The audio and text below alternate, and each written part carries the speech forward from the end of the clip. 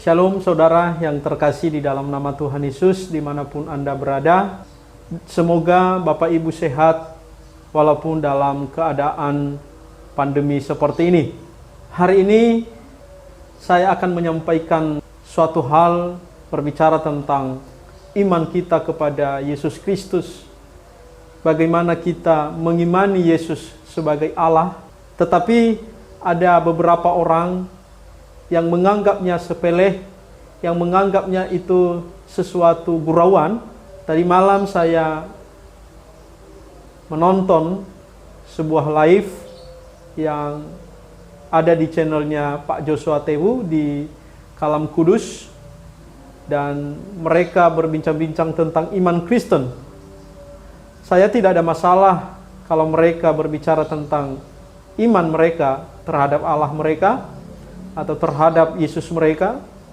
Tetapi yang menjadi masalah adalah mereka menyinggung masalah Tritunggal, di mana itu adalah doktrin atau pusat daripada iman kita sebagai umat Kristen arus utama. Dan ada beberapa hal yang perlu saya sampaikan terkait dengan pemaparan mereka tentang iman kekristenan, karena mereka menganggap diri adalah kekristenan yang paling benar, yang alkitabiah, karena mereka mendasari pengajaran mereka dalam Alkitab.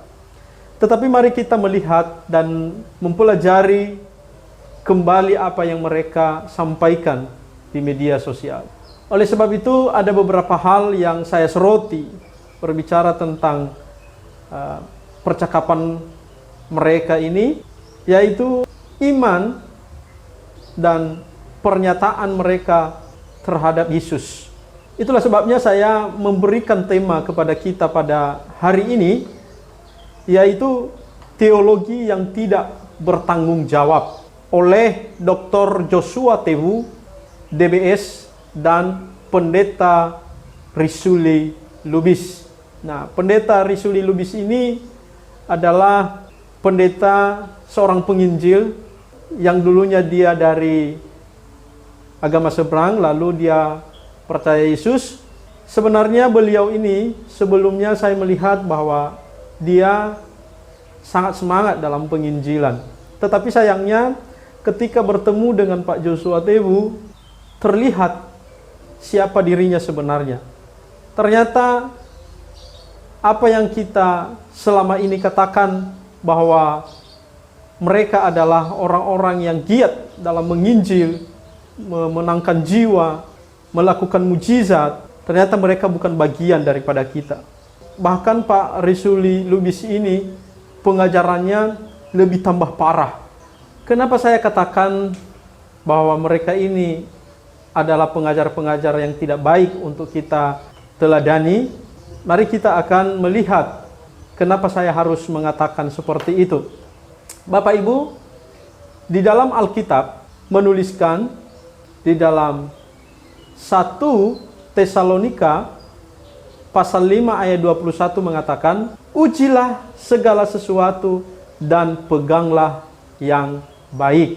Bapak Ibu yang saudara yang terkasih, firman Tuhan menganjurkan kita untuk menguji sesuatu itu dan tidak perlu terburu-buru untuk mempercayainya atau menganggap hal itu benar. Ketika saya lihat dalam bahasa Yunani, dia menggunakan kata dokimazo. Dokimazo itu artinya diuji atau memeriksa. Jadi firman Tuhan mengatakan sebelum saudara meyakini, maka periksa dulu apakah itu benar atau tidak. Oleh sebab itu ketika saya mengkaji kembali, mendengarkan kembali pengajaran dari Pak Pendeta Risuli Lubis dan juga Pak Joshua Tewu, maka ada banyak hal yang tidak benar dalam pengajaran mereka. Alkitab mengajarkan bahwa jemaat Tuhan tidak boleh menerima doktrin atau pengajaran para pemimpin rohani dengan begitu saja. Namun perlu dokimazo, perlu pengujian terlebih dahulu. Karena ada beberapa hal yang tampaknya rohani tetapi Sebenarnya tidak.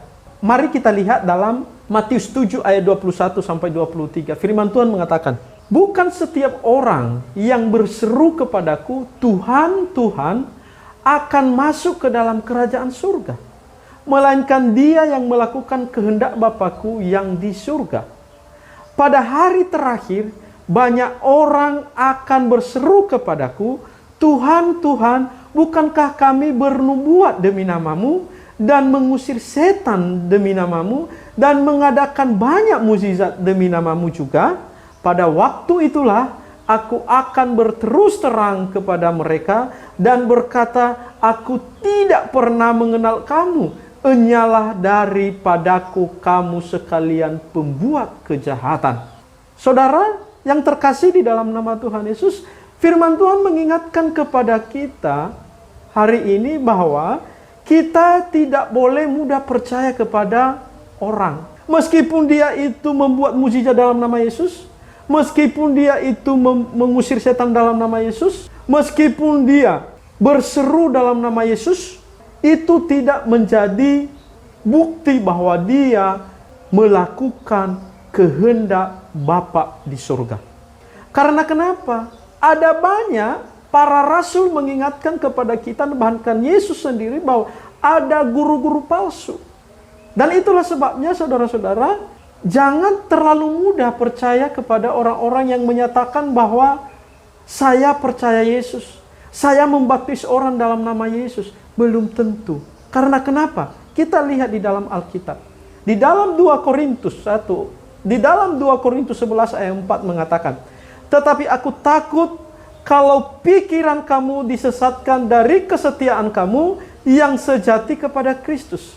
Sama seperti Hawa diperdayakan oleh ular itu dengan kelicikannya. Sebab kamu sabar saja jika ada seorang datang memberitakan Yesus lain daripada yang telah kami beritakan, atau memberikan kepada kamu roh yang lain daripada yang telah kamu terima, atau Injil lain daripada yang telah kamu terima. Jadi ternyata Bapak Ibu, Paulus mengatakan ada Yesus lain. Ada orang-orang yang mengatakan, oh saya percaya Yesus, saya membaptis orang dalam nama Yesus, saya membuat mukjizat dalam nama Yesus. Tetapi firman Tuhan mengatakan, belum tentu itu adalah Yesus yang kita imani. Jadi berhati-hatilah.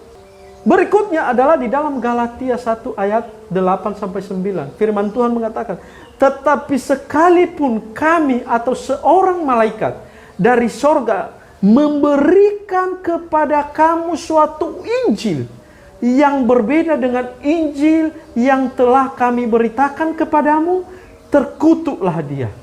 Seperti yang telah kami katakan dahulu, sekarang kukatakan sekali lagi, jikalau ada orang yang memberikan kepadamu suatu Injil yang berbeda dengan apa yang telah kamu terima, terkutuklah dia. Jadi bukan hanya Yesus yang lain saja yang ada, juga ada Injil yang lain. Itulah sebabnya jangan terlalu banyak percaya dengan hal-hal yang sifatnya rohani. Karena iblis juga bisa melakukan manipulasi melalui hal-hal yang rohani itu. Injil yang lain itu adalah orang-orang yang mengajarkan pribadi Yesus yang berbeda.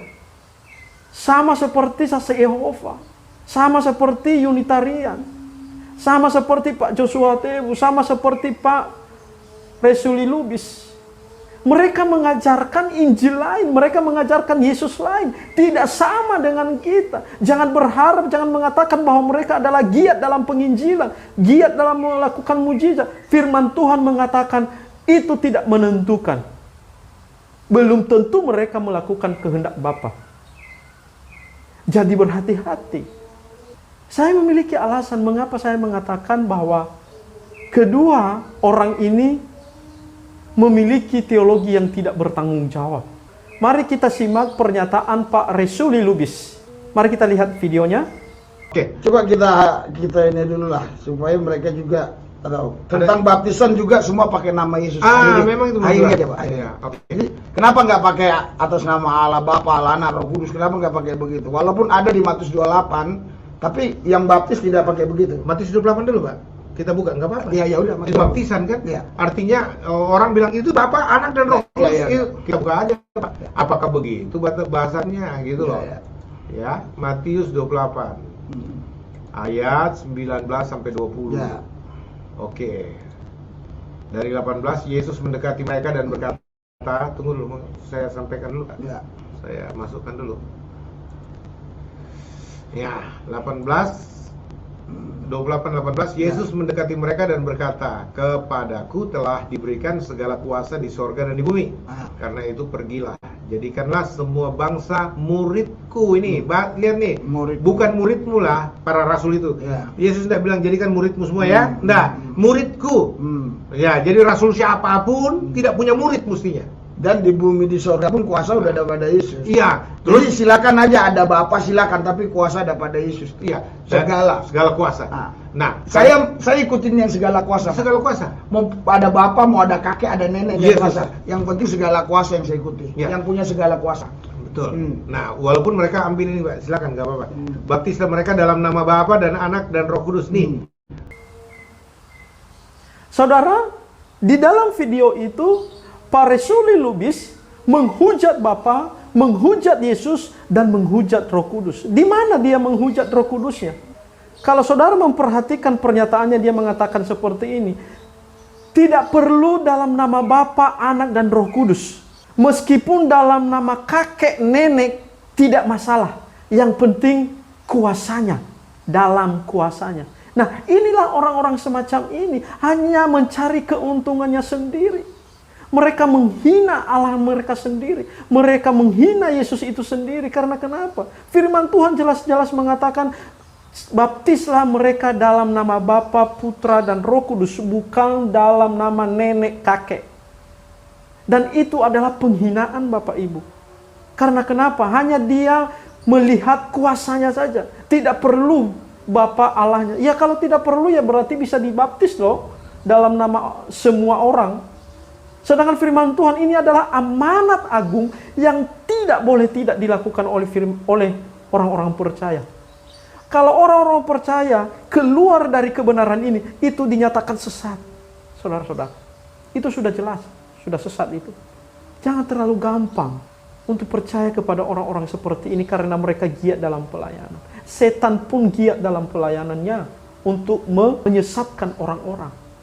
Setan pun mengutip ayat-ayat Alkitab untuk mengelabui umat Tuhan. Setan pun mengutip firman Tuhan ketika dia mencobai Yesus.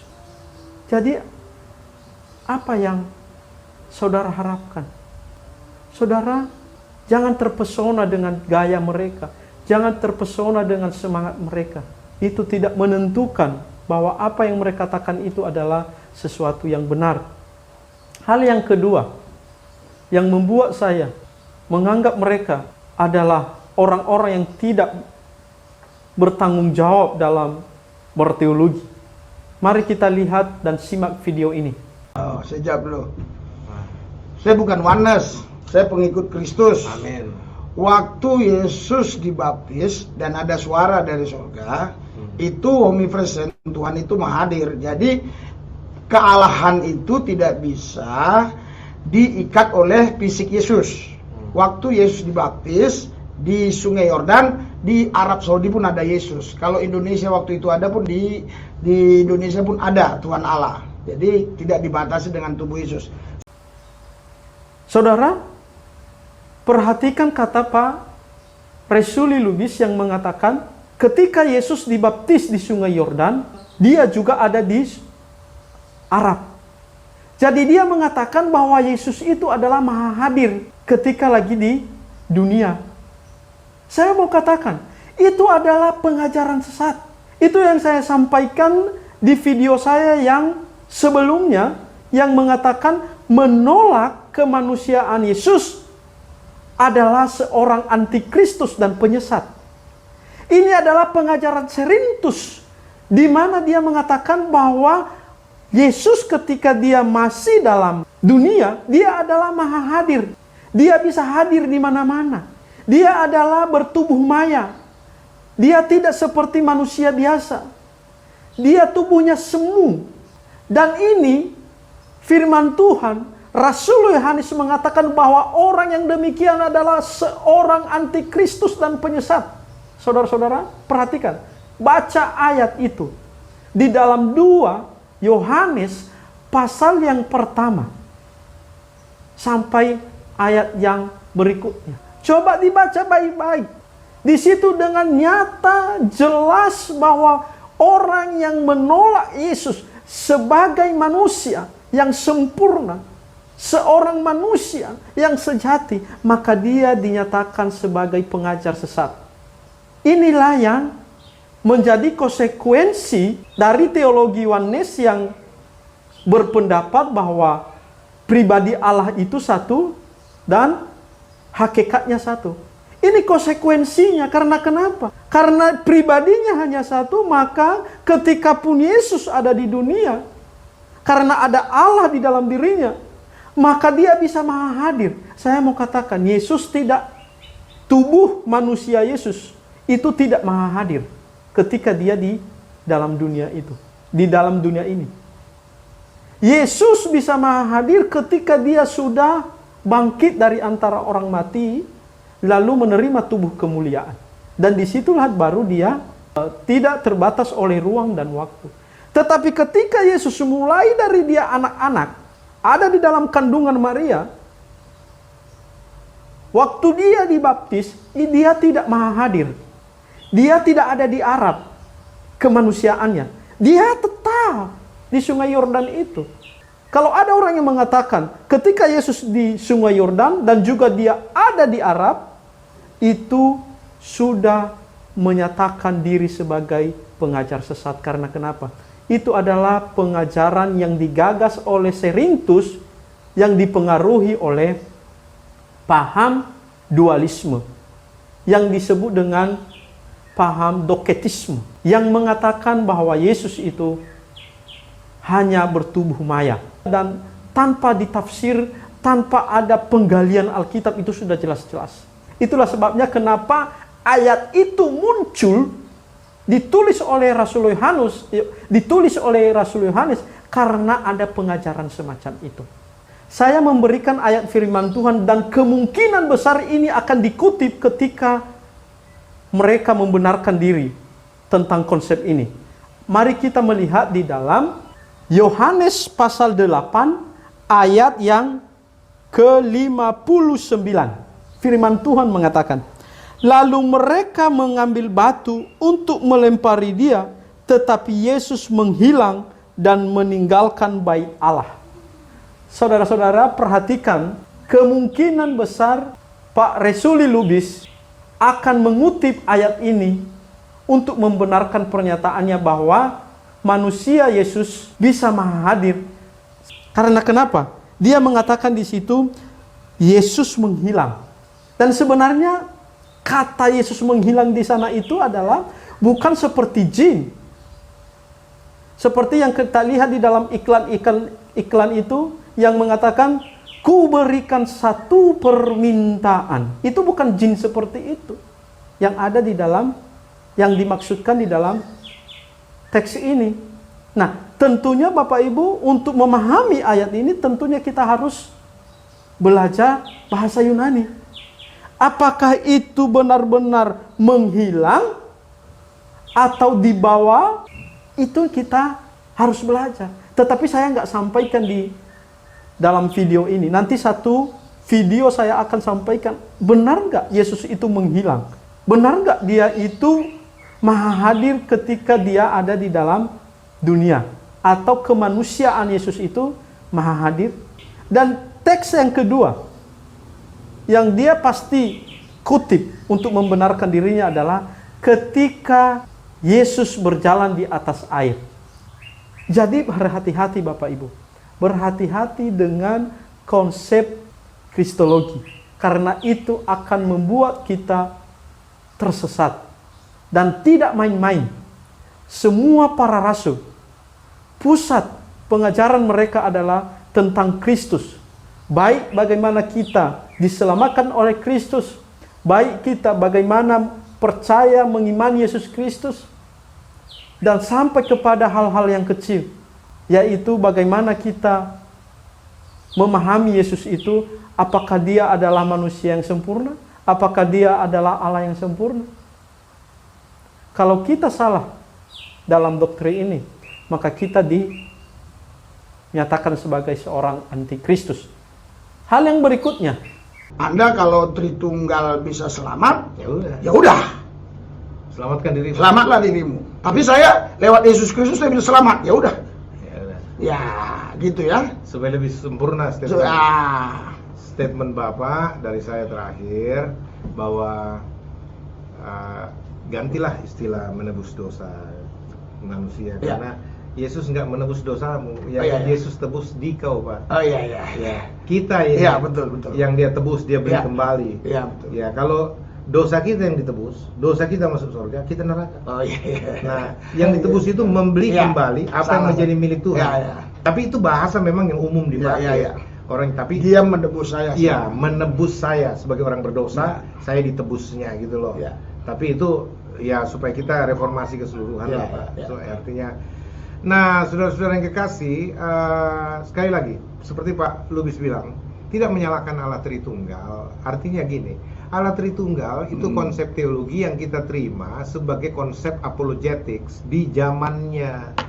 Zaman dicetuskan apologetika itu tentang Tritunggal untuk melakukan pembelaan terhadap paganisme dengan politeisme, ya, penyembah berhala, penyembah banyak dewa gitu loh, Pak.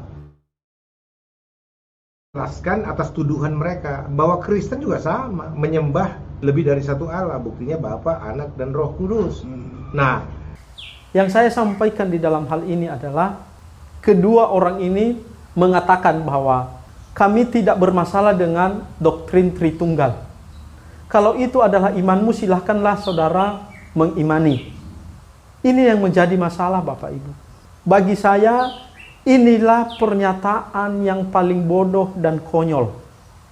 Kenapa? Orang-orang ini dari pembahasan pertama sampai terakhir, mereka membahas tentang Tritunggal dan menghujat doktrin Tritunggal, dan bahkan mereka mengatakan bahwa kita memperhalakan doktrin Tritunggal. Coba bayangkan.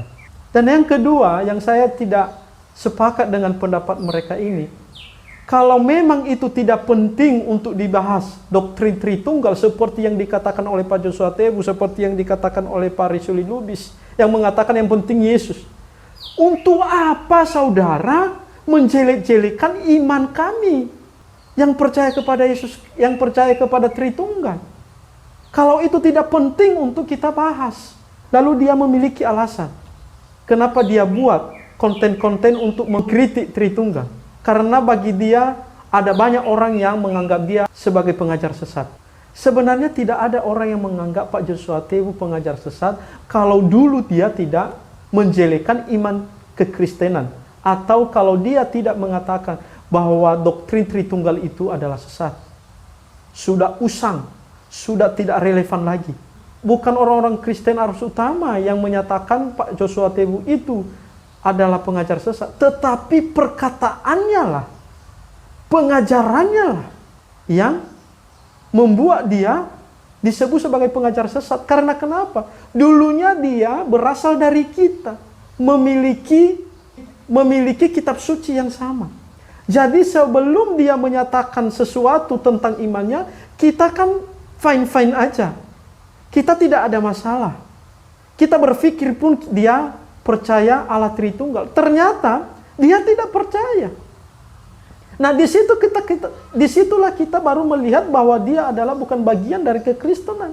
Jadi bukan kita yang menyatakan dia adalah pengajar sesat, tetapi pengajarannya. Karena dia menggunakan doktrin Tritunggal itu untuk membenarkan diri di hadapan orang-orang. Itu yang menjadi masalah sebenarnya. Bersyukur sekali kepada Tuhan memberikan pencerahan bagi seluruh umat Kristen di dunia, di mana para penyesat ini muncul di permukaan. Coba bayangkan Bapak Ibu, Pak Joshua Tewu ini sebelumnya dia tidak kelihatan, maka kita akan beranggapan, oh dia itu adalah hamba Tuhan yang baik, pengajarannya yang baik, sehingga kita dibohongi oleh penampilan-penampilan mereka. Coba pun kalau tidak di media sosial dia tampilkan, mungkin hanya orang-orang terdekatnya aja yang tahu. Dan mungkin ada para teolog membahasnya dan menulis sebuah buku, mungkin nggak sampai kepada kita. Tetapi puji Tuhan, media sosial telah memberikan kita suatu hal yang positif untuk mengenal para penyesat-penyesat itu. Dan juga Pak Pendeta Resuli Lubis ini, coba dia ini sebelumnya dia penginjilan giat kemana-mana, melakukan pelayanan untuk Yesus. Tetapi ternyata pengajaran yang dia sampaikan kepada orang-orang yang dia menangkan itu bukan pengajaran yang sehat. Itulah sebabnya banyak yang tidak memiliki paham yang sama dengan kekristenan lagi. Mereka membawa keyakinan mereka dari luar, dimasukkan di dalam kekristenan, dan mereka memaksa iman kekristenan yang sudah ribuan tahun kita imani untuk kita rubah dan mengikuti cara pikir mereka. Kenapa kita sampaikan firman Tuhan kepada orang lain? Karena kenapa? Tidak ada kebenaran lain di luar Yesus Kristus. Kalau kita mengatakan, oh tidak apa-apa mengadopsi yang luar, ya untuk apa kita menginjil? Toh juga kok hanya percaya Yesus lalu masuk ke surga. Itu tidak salah sebenarnya. Memang satu-satunya cara untuk masuk surga itu adalah percaya Yesus. Tetapi firman Tuhan juga mengatakan, Bapak Ibu, jangan salah, bahwa kita juga harus menambahkan kebajikan di dalam iman kita. Di dalam surat Petrus mengatakan bahwa kita itu ketika sudah menerima kasih karunia Tuhan, tidak berhenti kepada menerima saja. Tetapi Rasul Petrus mengatakan, hendaklah engkamu menambahkan di dalam imanmu kebajikan, hal-hal yang baik. Di dalam kebajikan, pengetahuan. Jadi menjadi seorang Kristen, seorang yang percaya Yesus itu tidak serta-merta lalu hal-hal yang baik itu turun dari surga lalu masuk di dalam dirinya. Pengetahuan itu turun dari surga langsung masuk di dalam dirinya. Tidak. Ketekunan itu turun dari surga langsung masuk di dalam dirinya. Tidak. Perlu yang namanya usaha. Itulah sebabnya dia mengatakan sungguh-sungguh dan berusahalah untuk menambahkan di dalam imanmu itu kebajikan, pengetahuan, ketekunan, penguasaan diri, kesalehan, kasih, baik kepada diri sendiri dan juga kepada sesama. Itu yang disampaikan oleh firman Tuhan. Semoga pembahasan ini memberikan kita pencerahan. Bapak Ibu yang terkasih di dalam nama Tuhan Yesus, mari kita saling mendukung, saling berdoa untuk terus bertahan di dalam iman kita. Semoga Bapak Ibu diberkati oleh Tuhan dimanapun Bapak Ibu berada. Berhati-hati kepada pengajar-pengajar sesat dan anti Kristus. Haleluya. Amin.